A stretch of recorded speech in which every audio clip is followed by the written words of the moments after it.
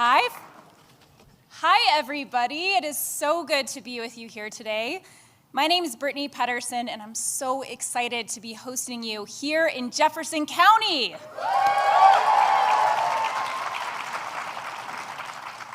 As you know, I've spent the last decade representing Jefferson County in the legislature and now in Congress, and it's also the community that I grew up in, so it's very meaningful to be hosting the Vice President of the United States here.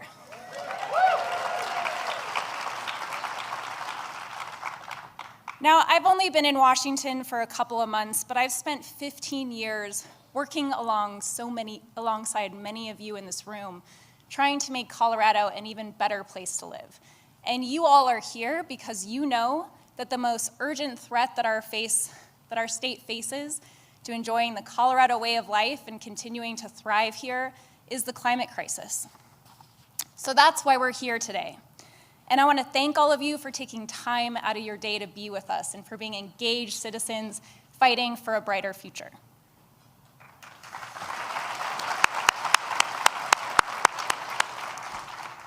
And I could not be more excited about our guests today. So, joining us first is one of the best female climbers in the world. She has spent 22 years climbing and also lives here in Colorado. Sasha has been the female overall world champion in climbing, has traveled to over 15 countries in this field, and accomplished more than 30 first and first female ascents around the world. And after reading her bio, I can tell you that her job sounds much scarier than running for Congress. Sasha has seen firsthand the effects of climate change, and she has become a passionate writer, entrepreneur, and fierce activist fighting to protect our planet. Please join me in welcoming Sasha DeJulian.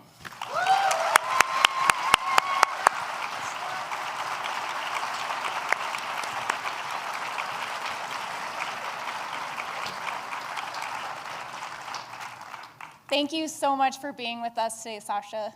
And can you believe that we're going to be sitting with the Vice President on stage? It is truly incredible to be with you. I'm so honored. And my mom, who's here in the front row. I don't think she ever thought when I started doing this random little sport called climbing that I would be here meeting Madame Vice President. So no, I can't believe it. I can't either. And now it is my incredible honor to introduce a woman who has inspired so many of us, and most importantly, girls across the country who finally see someone like them represented in the White House.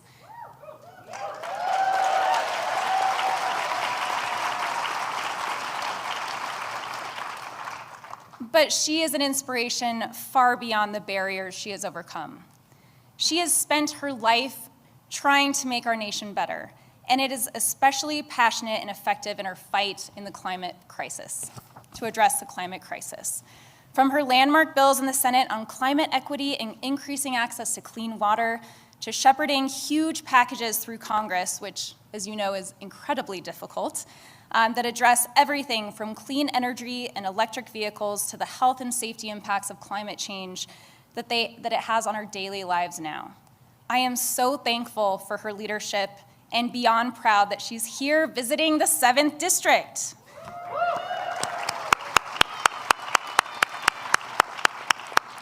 So please join me in standing to welcome the Vice President of the United States, Kamala Harris.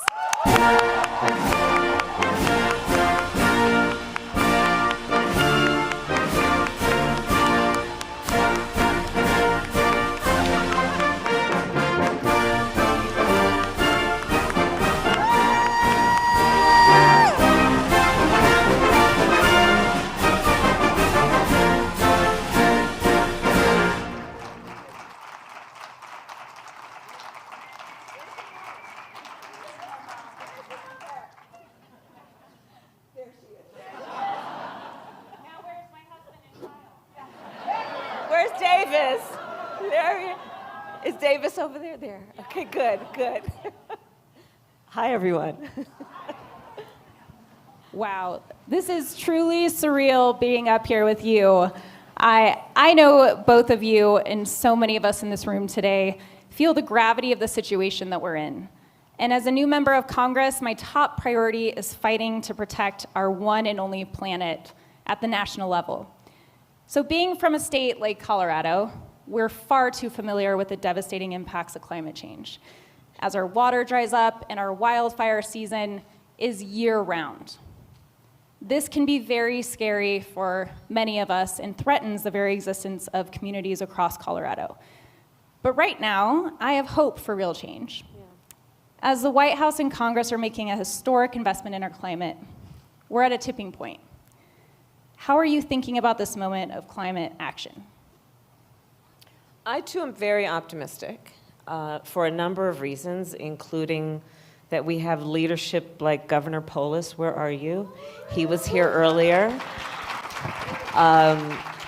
Attorney General Weiser, who understand the power of these offices if you have a state that is as bold as Colorado, to actually be able to implement policies and show people that beyond a concept or an idea, that it actually works.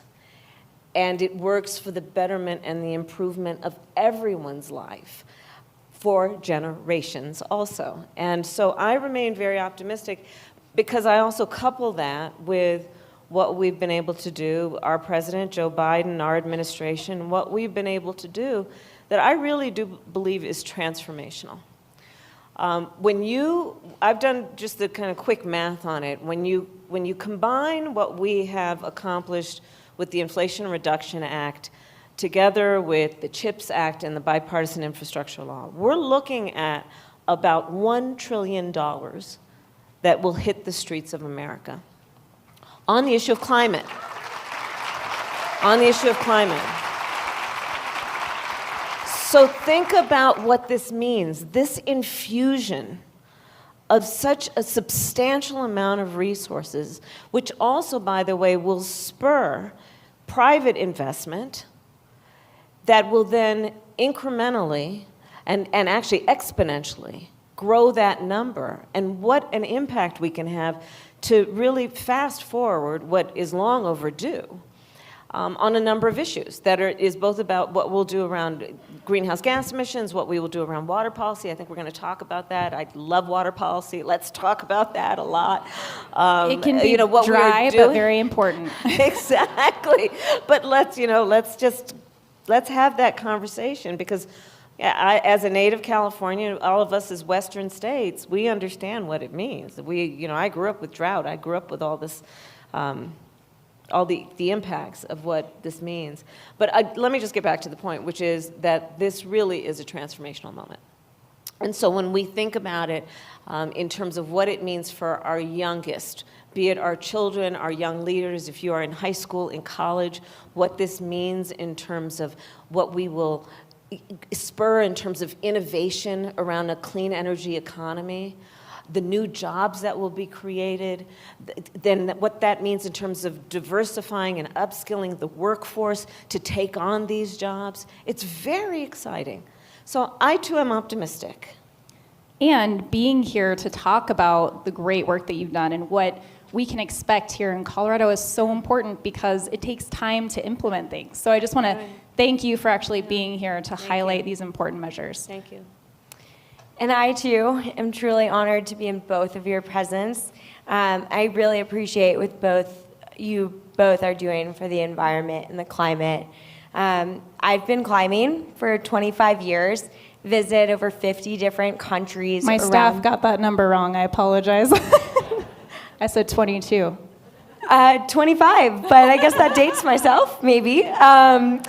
Visit over 50 countries, and I've been able to immerse myself in the most beautiful mountain landscapes and wilderness environments, and through a life lived in the outdoors, I've developed a deep appreciation for the natural beauty of our planet and the diverse global population that cherishes it, but I've also experienced firsthand the devastation of what climate change is doing to these beautiful places. So I joined the Protect Our Winters Alliance to team up with other athletes and advocates to advocate around climate change policy and to protect the safety, but also bolster the green economy of the places that we love.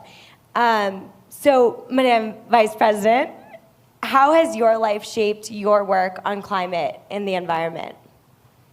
Well, starting, I guess, from birth, I was born in Oakland, California, and which is in the heart of the Bay Area in California, and the Bay Area takes great pride in being one of the birthplaces of the environmental movement. I grew up learning about, we called it ecology at the time, and so some of us who were born around that time know what I'm saying.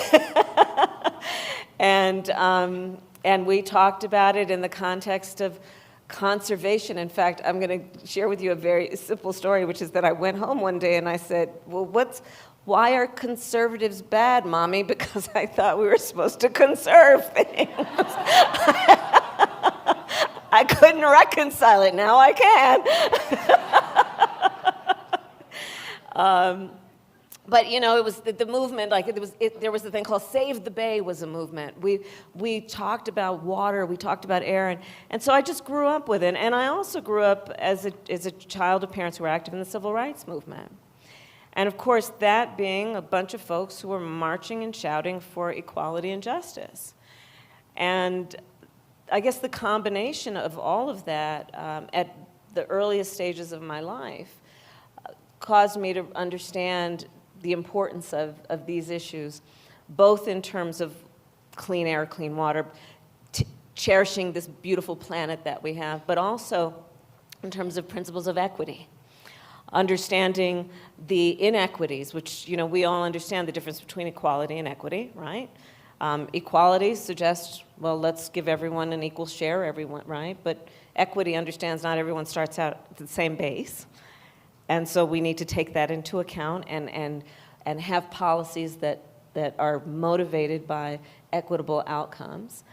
And when I was elected District Attorney of San Francisco in 2003, I created one of the first environmental justice units of any DA's office in the country, in large part because at the time, and still, there is a community in San Francisco called Bayview Hunters Point, which at the time had a annual household income of about $15,000, 1.5.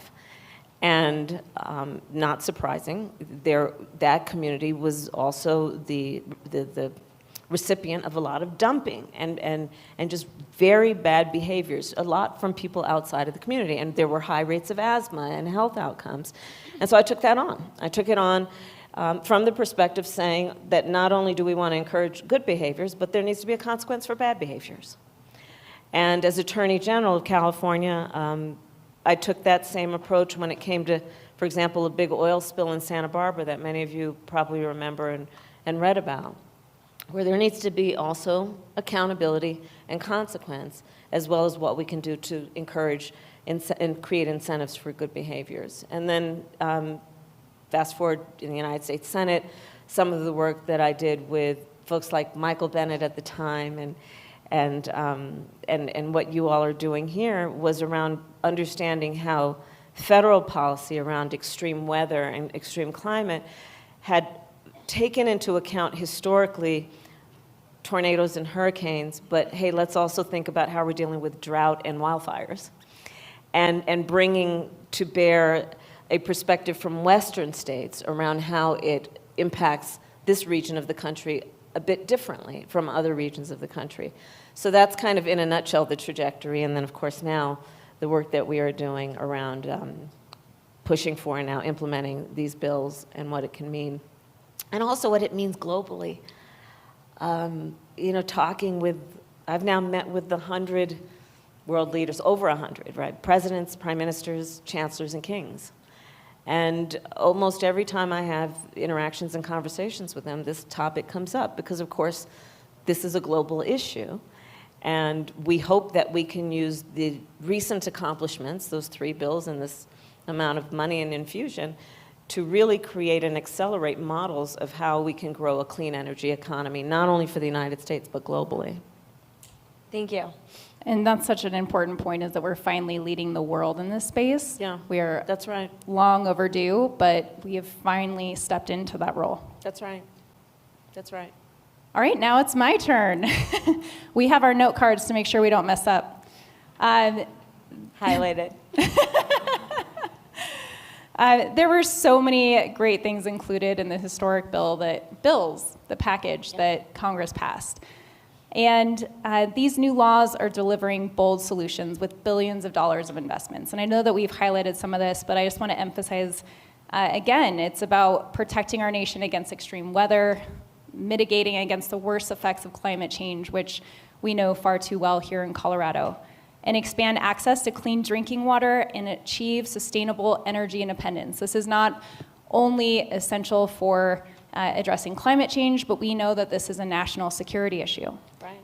The bipartisan infrastructure law also includes $5 billion to address wildfire resilience, including the smoke impacts that our communities face.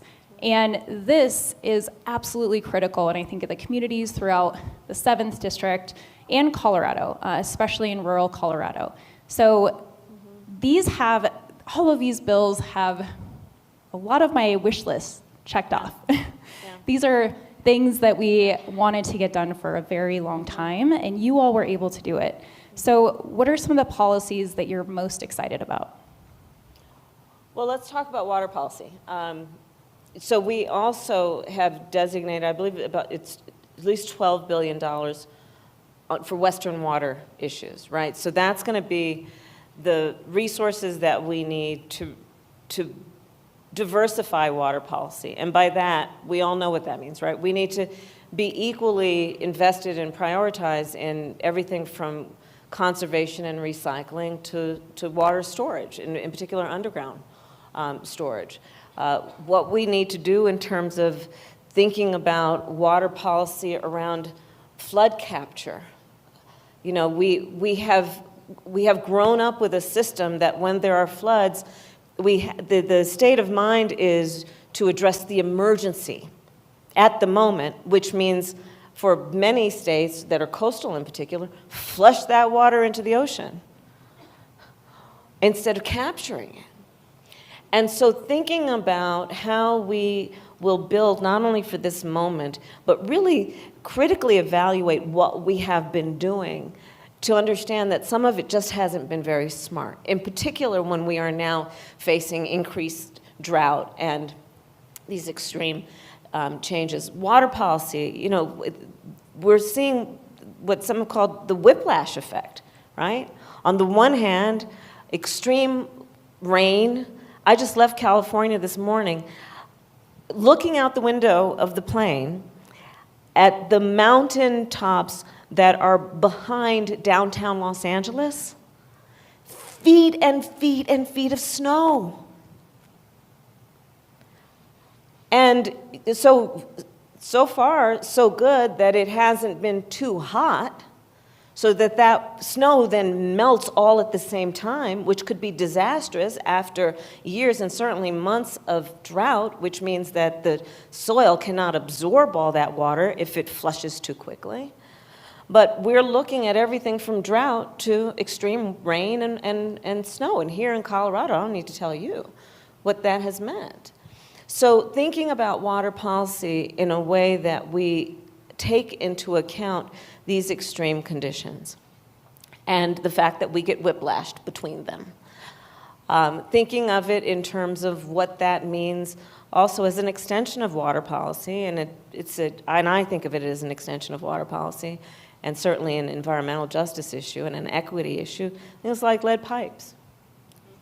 I have been traveling the country, the communities that have been just screaming, crying, the grandparents, the grandmothers, the grandfathers, do something about these lead pipes because the water that comes through those pipes is toxic and has extreme impact on the health, in particular of children and vulnerable populations, seniors, but also the nature of it is such that it also impacts learning ability. And so then think of the intersection here where we're talking about environmental justice, we're talking about public health issue, We're talking about an education issue.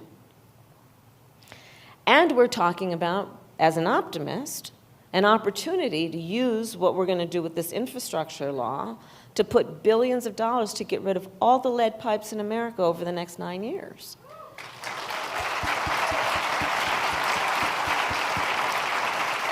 And what that will mean in terms of jobs, because we also partnering with folks like IBEW and all of our friends in labor with those great apprenticeship programs that are teaching these highly skilled workers how to do the work that we need to get done in the best interest of all of us. So, you know, water policy can go in all these different, it flows in different directions. Oh, I have puns on water. Well, I just want to thank you for your leadership on that as a mom, thinking about what communities are facing around lead pipes and what we're going to face with the consequences of that in the long term. And it's hard to believe in the most wealthy country in the world that we were unable to do this before. But I just want to thank you for finally getting that done. But and may I also mention, though, on the issue of lead pipes, because it transcends that issue of lead pipes. Remember, lead pipes were installed throughout the country, not just in low-income communities, not just in communities of color. But what, and this is about the principle of equity, but what it could end up, and what would end up happening is a homeowner who has the resources or has equity in their home to take some money out, will then just replace their lead pipes and put in clean pipes, if you have the money. But when you don't have the money, or if you're a renter, or you're living paycheck to paycheck, then they couldn't. And so the significance of what we are doing with the infrastructure law around lead pipes is we're saying this is a public health matter. It affects all of us. Again, look at the intersection around public education, public health, right? All of that. And so we are saying that, therefore, it is in the public interest to use public resources to address it, instead of requiring those renters and those families to do it on their own. So keeping in mind what we have been doing in the last 2 years to also talk about what people have a right to expect their government to address. And especially for all the parents here, the grandparents, the aunties, the uncles, who show up at town hall meetings, who show up at community events, who are talking about why leaders must take seriously what is happening. Keep doing it, because these are the things that come out of that. Truly. Thank you. This last fall, I spent over a month sleeping under the stars and experiencing really extreme changing weather patterns while going after a new record-breaking first female ascent with my team. Yeah. And something that you really experience while on an expedition is everything is down to the extreme but also minimal. Yeah. You're navigating extreme rockfall, which can be fatal consequences, navigating through sporadic weather patterns, which can lead to really scary storms. And then when I came home to my house in Boulder, Colorado, we were actually evacuated because of a wildfire. And I don't want to stray far from the script because my next question is about water policy, which I'm not going to get in trouble here, but I know you're particularly passionate about water. So love to hear as well your favorite water pun. I think that we got a little hint to that. They just kind of roll out of me. But yeah, I'd love to, water is the lifeblood of Colorado, and you're right, it's so interconnected to everything. So I'd love to just hear more on the specifics of water policy. Well, I'll answer it, and then I'm going to ask you a question. So one of the aspects of water policy that I also think is very important is it really does highlight the interconnection and interdependence between us all, regardless of geographic borders. And take, for example, the Colorado River. Take, for example, Lake Mead, all of these water sources, what's happening in California, how that affects Colorado, how what's happening in Colorado affects the region. We are so interconnected and interdependent. And to the extent that we fully embrace that point, I think we will be smarter with policy and resources and understand the importance of collaboration.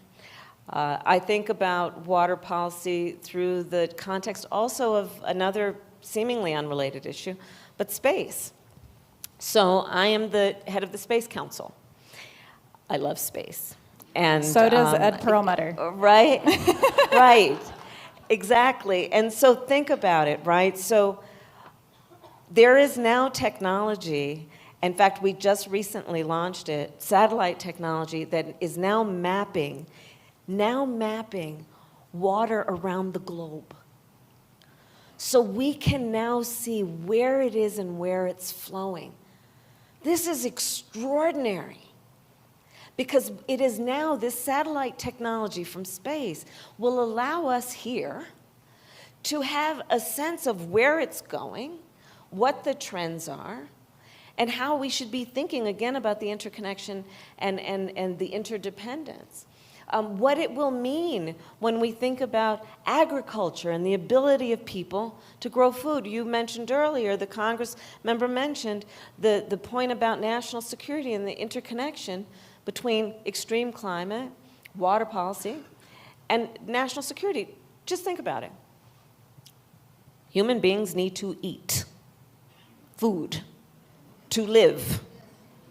Okay, so if a community or a particular geographic location is experiencing extreme drought over years and years, they cannot grow food. They will then leave that place to go somewhere where they can grow food. And they may go to a place that speaks a different language and prays to a different God, which invariably will lead to some degree of conflict. And as you look at the globe and then put it in the context again of what we're going to be able to see with all this technology about where water is going, where we are losing it, and what that will mean in terms of global migration, of which we are seeing the largest amount of global migration that we have seen in generations, and what that might lead to in terms of conflict. It is very real. And so these issues are all connected, and in that way, water policy is one of the factors that when we address it with an intentionality and intensity, we will invariably have an impact on a lot of residual and related issues. Because, when we have the ability to map it and have the data, one of the things, I'm going to Africa at the end of the month, and this is going to be one of my areas of focus, is climate resilience and adaptation. And with this satellite technology, what we can do if we collect the data in a way that is accessible to everyone, not just people who have a PhD, but people who are equally, if not even smarter, who are farmers, giving people access to that technology, that data, so they can then make decisions about when they are planting their crops and what kind of crops to plant, right? So again, these things are all connected in a very important way with multiple layers in terms of impact. This is something that I think about most immediately, the effects in Colorado. Yeah. In the 7th District, it goes all the way to Buena Vista and Salida through Chaffee, all the way to the mountain communities. The Arkansas River is the lifeline there. Mm-hmm. And so they completely rely on the diversion of the Colorado River. Yeah. And we know that we are in a dire position right now with the lack of water. And so you give me hope with what you were highlighting with the new technologies that will be coming about that we can actually utilize to address some of these issues. But I think about the farmers who are there right now who are already going to be facing some of this. Right. Well, so the next question, as a mom, and I know there's a lot of moms in the room today. Can I actually get a show of hands for all the moms that are here? Look at that. All right. Well, thank you all for taking time out of your day, being here on a work day, and also coming during what is, for many of us, our kids' nap time. I want to get, Davis is currently sleeping back here. If you could raise your hand, my amazing husband who makes this work possible. Love you so much. And I wanted Davis to raise his hand, but he is dreaming over there. So Davis is only 3, and I'm terrified not just about what his future looks like with the climate crisis, but what the immediate health impacts are for him and for families like ours. You know, growing up in Jefferson County, we were always outside, playing in the foothills and the mountains, going to soccer practice and tournaments. And now I see alerts on the news stations about days where it's unsafe. It's recommended that kids do not go outside, where they have games canceled because of how unsafe our climate is. And so, you know, it is something the most vulnerable communities who are already have the odds stacked against them and have the worst health outcomes because of the environment they're exposed to every day. This also impacts not just kids, but also moms, and especially during their pregnancies. And so I know that you've done a lot of work on maternal health, and can you talk about the intersection of the climate crisis and maternal health? It's very significant. So in the United States of America today, Black women are 3 times more likely to die in connection with childbirth. Native women, Native women twice as likely, and rural women 1.5 times more likely in connection with childbirth in America today. And there are a number of issues as it relates to Black women, for example. It is well documented and the data bears it out. It has nothing to do with her socioeconomic or educational level. It literally has to do with she is walking in that emergency room or clinic or doctor's office and she's just not taken as seriously, and this is a racial bias issue. But it is also, for all of these groups of women, an environmental issue. And the environmental issue is that there are certain unique stressors that certain women demographically face that obviously will have an impact on their health and their pregnancy. And so, for example, take for example anything from lead pipes to some of the work that we are doing now that I'm also very excited about around electric vehicles and what that will mean. Electric school buses, right? 25 million children a day go to school on a school bus in America, and over 90% of them are diesel fueled, which means not only are those children inhaling those fumes, the bus driver is inhaling those fumes. Whoever is in the educational ecosystem is inhaling those fumes, right? So what it means in terms of a workplace safety issue for that bus driver, not to mention the children or whoever is standing there as the kids are boarding the bus or getting off the bus. And that's a health issue, and that's a health issue for that mom who is pregnant and has other children. An issue is, I know it's particular, I think Denver has the 3rd highest issue with urban heat zones, right? And so what that means in terms of just people who live in concrete areas where there are no trees. It's so basic, right? If you live in a climate that gets very hot and there's no shade, or it's all concrete, and all of us know what that means on a hot day to walk. It's hotter. Yeah. And those are stressors. Those have an impact on the health and well-being of an individual. So the work that I've been doing on maternal health, in particular to reduce maternal mortality, is one, to elevate the issue and to make sure we talk more about it. Again, intersection, right, between issues. It includes teaching people in the system around that pregnant woman to appropriately diagnose what is going on in her life to figure out how there can be accommodation and support for her. one of the things that I'm doing there is I had a bill when I was in the Senate to say that we need to train doctors and nurses and medical health professionals to understand and better understand what pregnant women experience and understand it from a culturally competent way. I wrote into the legislation that some of the best trainers of that for medical health professionals will be doulas, right? Who really understand quite well and are some of the most trusted in the healthcare delivery system to be able to do that work. But there's a real connection between issues like maternal health and what is happening in terms of our climate, pollution, toxic air, and what we can do better. So there's that. But I want to get back to Sasha for a minute, because you have such an incredible career. Thank you. And points of distinction in terms of what you have done, being the first in so many ways.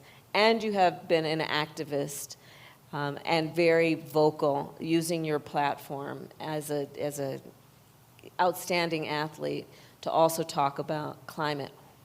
Why? What got you to do this? I think I will replay that moment. This is being filmed right over and over again. I think that's my career highlight, right there. Thank you. I'm here, and I really love that every one of you out here is here, because we live in Colorado. It is home to such an incredible amount of beautiful landscapes, outdoor recreation. You go outside. I go outside every morning. I've made a ritual of hiking to the top of a mountain with my dog, Miss Chaga. And every morning, Wow. I pretend like I'm on a phone call in an office and not losing my breath. But I'm so thankful. I feel the dirt under my feet, and I look out at this beautiful sunrise, sometimes later than sunrise, and I think, what gratitude I have for this. And going back to being 6 and going to my brother's birthday party is how I started climbing. I didn't know what climbing was, but it ended up being my conduit to learn about the world in such a diverse set of ways. And when you travel for climbing, you're living with you're camping often. You're living like down on the earth with whatever local community there is, and you're getting to know people, and you're getting to know the planet. And I think that the reason that I'm here and really trying and truly honored to be in both of your presence and all of you is because we should care. Like, nature is our natural playground, so let's protect it. Nice. But coming back to the off of me, I am an optimistic person, and that's been a big route that's gotten me through my career, is trying to stay positive and optimistic through hard times. And it's without a doubt, our climate is going through a hard time. Yeah. And it's now or never is what I feel, and I think all of us could agree, but you have so much on your plate, and there are so many big issues to implement, and there are so many policies that feel like they need to be implemented in order for our climate to thrive and to survive. So how do you keep a positive perspective and stay hopeful? Look, I mean, and I mean that. Look at, just everyone look around for a minute. It's incredible. We're all in this together. We're all in this together. And I remain hopeful because I've seen in my life that things that perhaps some people couldn't imagine, but others could because they believed in it, that these things happen. That, I feel so strongly that one should never be burdened by anyone's limited ability to understand what's possible, right? Don't let that burden you ever. That's other people's issues. We have to have the ability to see what can be and then go for it. And I promise you, and in particular to the young leaders and the youngish leaders, all of us, right, at every stage of youth that we are in here, we can't ever stop imagining in what is possible, because we have seen that when we believe in something and we know it is right and good, we can create it, we can build it, and we can do it. And so, electric vehicles, electric school buses. I have been visiting places in the United States of America where we are manufacturing electric school buses, and they are really cool. And in fact, I think that we are on track, on the road, to, it's awful, it's just awful, to being actually a global leader in the building and manufacturing of electric buses. And so what is that? That's about the creation of a whole new industry. It's about a workforce. Again, I'm going to give a plug, because that has to be done, to union labor and what that means in terms of the training and the building of that work. And so when we're talking about, that workforce, then we're talking about good paying jobs with good benefits and a pension and the ability to buy a home and take your family on vacation, once a year. And so there is just so much that is happening right now that gives me a sense of optimism. And, I grew up, my mother probably is the first real optimist that I ever knew. My mother had two goals in her life: to raise her two daughters, my sister Maya and me, and to end breast cancer. My mother was a breast cancer researcher.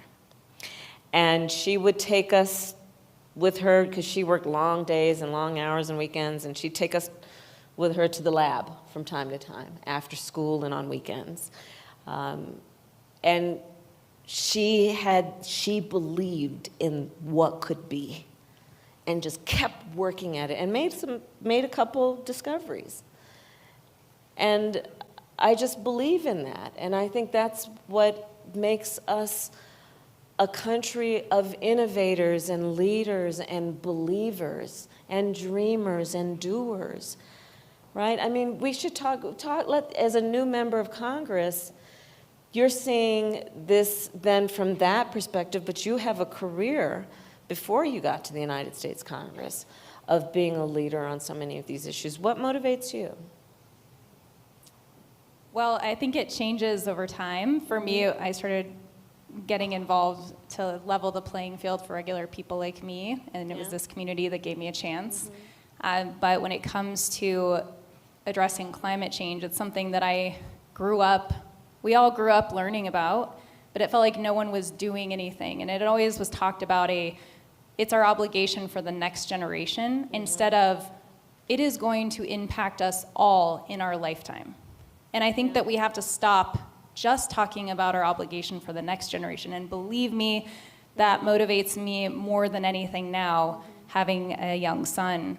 But we need to talk about what is happening now and what is going to get exponentially worse if we don't act. But I do have hope with leaders like you who have actually are starting to move us in the right direction, that we can rise in this moment and step up in a way that we need to save our planet.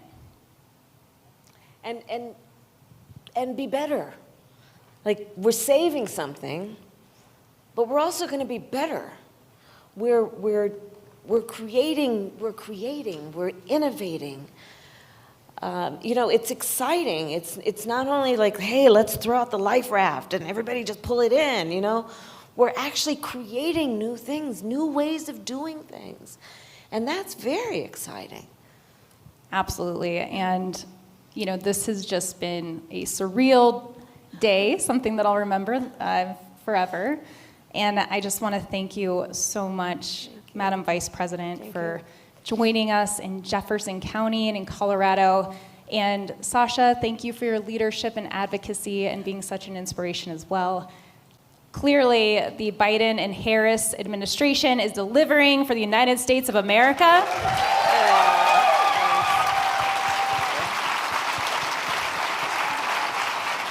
And I am so excited to be a partner with you in Congress to work on these issues. And so before we conclude, thank you all for coming, and I would just want to turn it back to Madam Vice President for any closing remarks.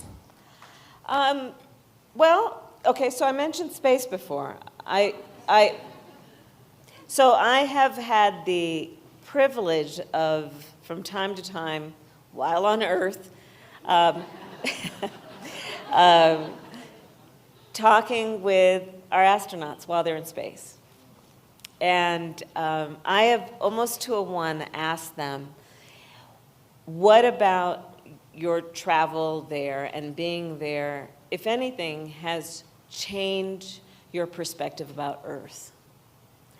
And almost to a one, they say how beautiful it is when they look at Earth from space, and how delicate it is, how fragile in its beauty. And so I would close us out by just saying that we all know some of the most precious things are fragile, and that's why we pay special attention to take care of them. And so let's continue to do that. Thank you all. Thank you, Madam Vice President.